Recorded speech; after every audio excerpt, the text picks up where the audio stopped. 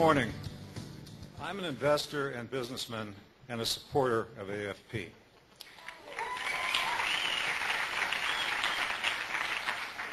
This is the first political campaign I've been involved in, other than as a contributor, since 1966, when I was fresh out of law school. It is the first time a friend of mine has been a candidate for President of the United States. But I have not gotten involved because Fred and I are friends. True, it helps to know from personal experience that Fred is a man of character, principle, wisdom, and good humor. But my reasons for working on his behalf go way beyond that. Like you, I am seriously concerned about the direction of American politics and government. The Republicans have abandoned their philosophical moorings. I agree with Alan Greenspan that they richly deserve to lose their congressional majority last year. Sadly. The Democrats are in the grip of special interests and continue to be the party of big government and high taxes. To people like myself, who are committed to fiscal discipline, constitutional adherence, and the economics of prosperity and opportunity, it has been hard to know where to turn. Fred Thompson's candidacy has given us a place to turn.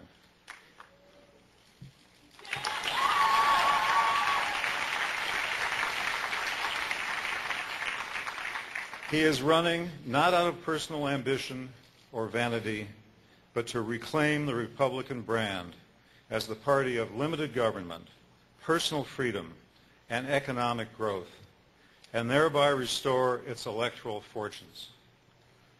There are several worthy men seeking the Republican nomination, but none, in my opinion, who has put these principles so forcefully and consistently in the forefront.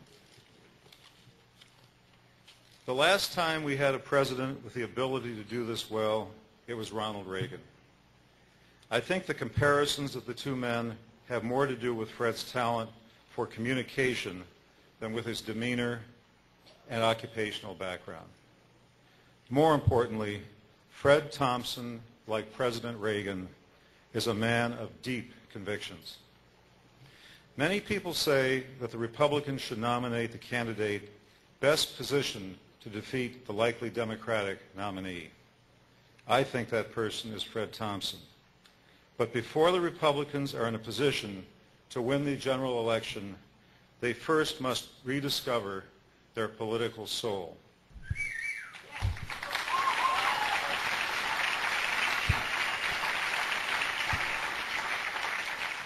That is Fred's victory strategy. I am immensely proud to introduce him to you, Senator Fred Thompson. I've been everywhere, man. I've been everywhere, man. Across the desert, bare man. I breathe the mountain air, man. Travel, I've had my share, man. Let freedom ring. Let the wonders sing. Let the whole world know that today is the day of reckoning. Let the weak be strong. Thank you very, very much. Thank you very much. Wow. What a wonderful reception. Thank you, Tully Friedman. I can't tell you how much it means to me to have such a good friend and someone who I've had such wonderful conversations with long before either one of us knew we'll be doing this, to have that kind of support and give that kind of statement about me.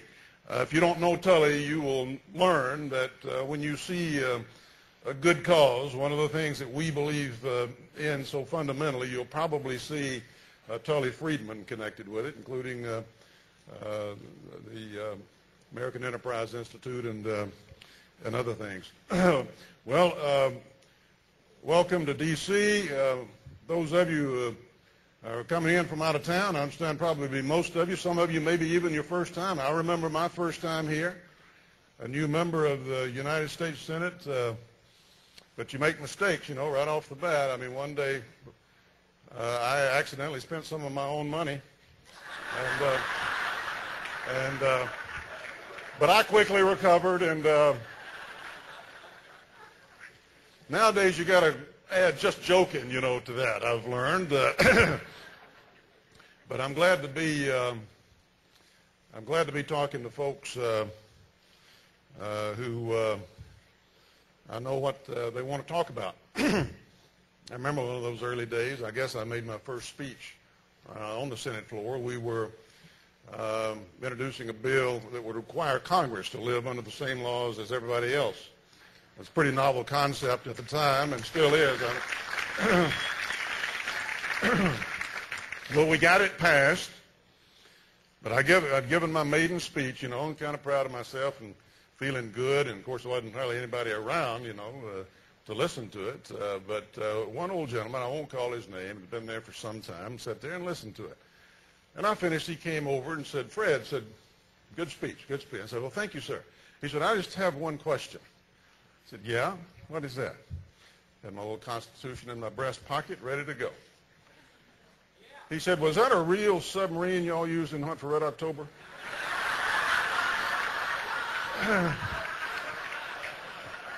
So I got a sense right off the bat of what the priorities were around there as far as I was concerned. But hopefully things have changed a little bit. Americans for Prosperity.